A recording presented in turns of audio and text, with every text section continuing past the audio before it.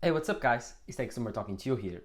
And finally, yes, finally, Apple just announced the Apple Self Repair program. Yes, Apple announced it back on the beginning of 2022 or at the end of 2021 and said it would come on the beginnings of 2022, on the first quarter at least.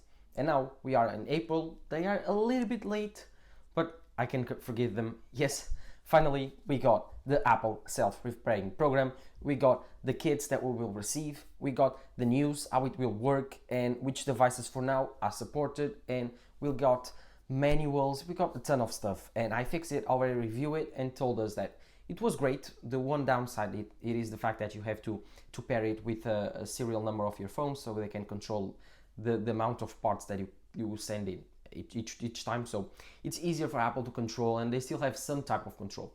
But finally, and that's not important, finally we got this, and this is very important for the average consumer and for everyone who really wants to repair their own phones. Yes, you have the right to repair your own things. The companies do not own your things. After you paid for your iPhone, you paid for your computer.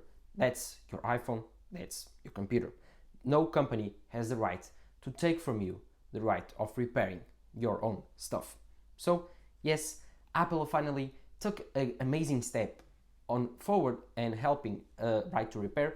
So I'm very happy with it. So in this video I will explain you how it will work, and finally that Apple has released it, how much will you pay, how can you send in some parts, and how much and how well will it work. So if you are excited for that, do not forget to leave a like down below and subscribe to my channel. It will really help me out. So thank you guys for all your support. I keep reading your comments, I keep answering it, and if you really want to help me out, don't forget to leave a like and subscribe to my channel.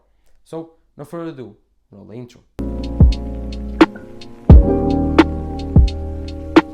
As you know, Apple announced the Apple self-repairing program back at the end of 2021. And yes, it was quite surprising to see Apple announce it at that time. But some months passed and the Apple was very quiet about it. They did not talk about it in any of their events. They did not explicit any how it will work. They did not give up any details. And we were almost sad that we thought that Apple would have abandoned that idea and then or even launched it at the end of the year with no significant results from it. But we were pessimistic, to say the least, because finally Apple announced the repair program, and today we got the information that we wanted. Because now you are actually very easy and you are capable of ordering parts and repair manuals and toolkits from Apple itself to repair your iPhone 12, 13, 13 Pro, 13 Pro Max, 12 Pro Max, 12 Pro. So yes, now you can order parts from the Apple website, and if you have the iPhone SE, the latest generation iPhone SE, you can also repair it. But how does it work? Well, it's actually pretty easy. You go to the Apple self-repairing website.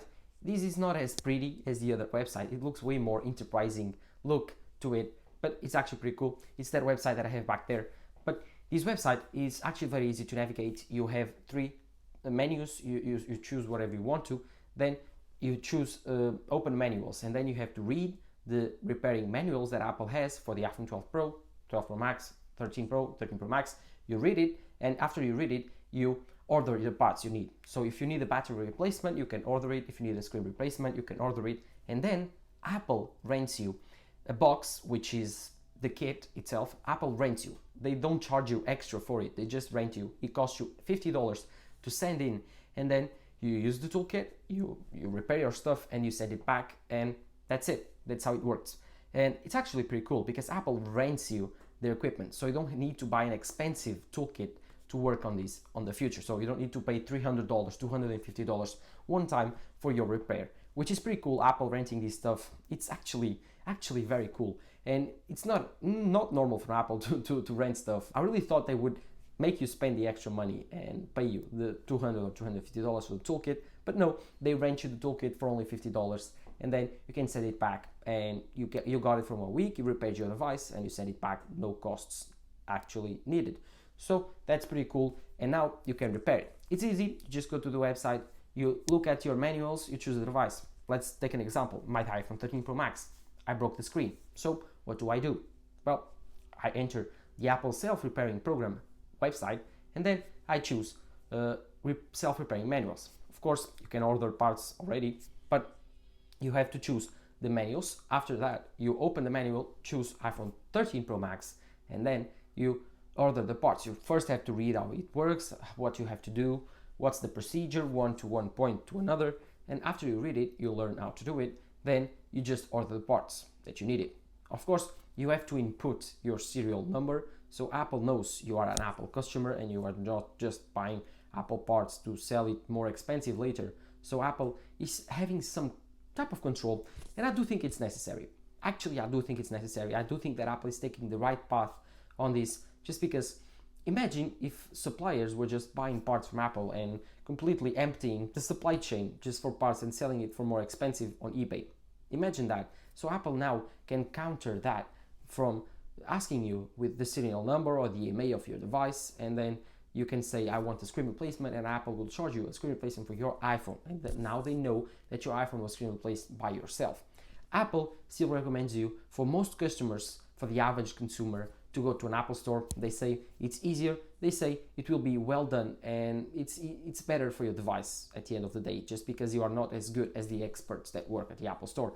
But if you are as good as those experts, or even better, or do you have a shop at yourself, or even you are very good at working with your hands and you don't want to take it to an Apple store because it's too expensive, then you got this way from Apple now. It's pretty cool to see. So finally, we got it. Ladies and gentlemen, we got him.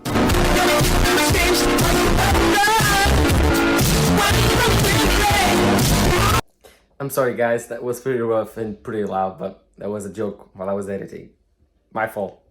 Yes guys, we won this battle. We did not win the war, but we won this battle. I'm very thankful for Apple to be at least one of the first companies to go forward in helping the consumer on this fight. I do think that Apple is positioning themselves very intelligently on in this war, just because, no, the companies will not win. EU, the government, they are taking more steps to ensuring the right to repair to the consumer. And now that Apple has switched sides, at least apparently, I do think this is a good sign for them, and it's a good business for Apple at the end of the day. And that's what matters for Tim Cook, and he doesn't care about anything else, just business. So yes, thank you Apple for doing this. I wish I don't need to use this, just because it means that I have broken my device. So I wish I do not need to use this, but if you do, then of course go to the Apple self-repairing store website and order the parts you need, or take it to an Apple store. It's your choice, but at the end of the day, you have to take in mind that taking it to an Apple store, it's more expensive, but you will at least ensure that you have some guarantee of perfection. While doing it at home, it might be ending up good, but it's your own responsibility. So you have to take matters with your own hands and try to decide which one do you want. More expensive, but at least the job is done, or less expensive, but you have to do the work yourself and take the risk for your own accountant. So let me know in the comments down below, which one will you choose? And of course, are you happy with this decision from Apple? And do you support right to repair? This is a very interesting question, and in my opinion, it's a human right. If you buy stuff outright, if you pay money for that stuff and now that's yours, you have the right to repair your phone, your computer. There's no way in the universe, it doesn't make any sense to me that a company can limit your way to repair your own devices. If it's company devices, like you rental that device and you rent this device and you rent for that and you're paying for a month, but at the end of the day, that's the company's device, then it makes sense because it's not your device, it's not your computer. But if it's your thing, you bought it, it's not yours. The company doesn't have any ties to it. They own the software, they don't own the hardware. So you should be able to repair and do whatever you want to with that hardware. The software, it's a different story. The software is not yours. The software is from the company. That's a different story, and that's where I draw my line.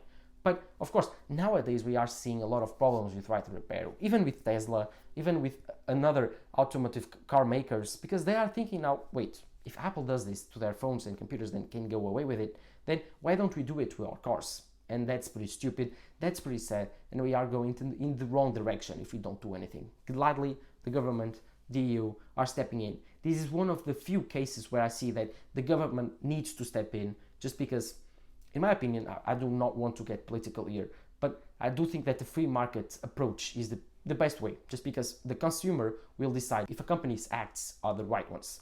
But in this case, I do think that the companies have too much power in this matter, and so I do think that the government needs to step in and to take a look and to at least give a little push to the consumer side so we can get the most about it. And of course, the companies will find a way to make money from this. I'm not worried about them. I'm just worried about the people that want to repair their phones, but they can't and they don't have the money to repair it on an Apple store. So this is a good thing at the end of the day, in my opinion. And of course, I do still think that Apple will encourage people to go to their Apple stores, to their Genius bars and repair their devices. But at least this is the right step in the right direction. And so I'm very happy for it. I'm very grateful for it. Thank you, Apple, for your decision and for your quick action when releasing this stuff. So this was my opinion on it. Don't forget to leave yours in the comments down below. And while you're there, do not forget to leave a like and subscribe to my channel. Thank you guys, all your support. This was Tex Summer talking to you here. Bye.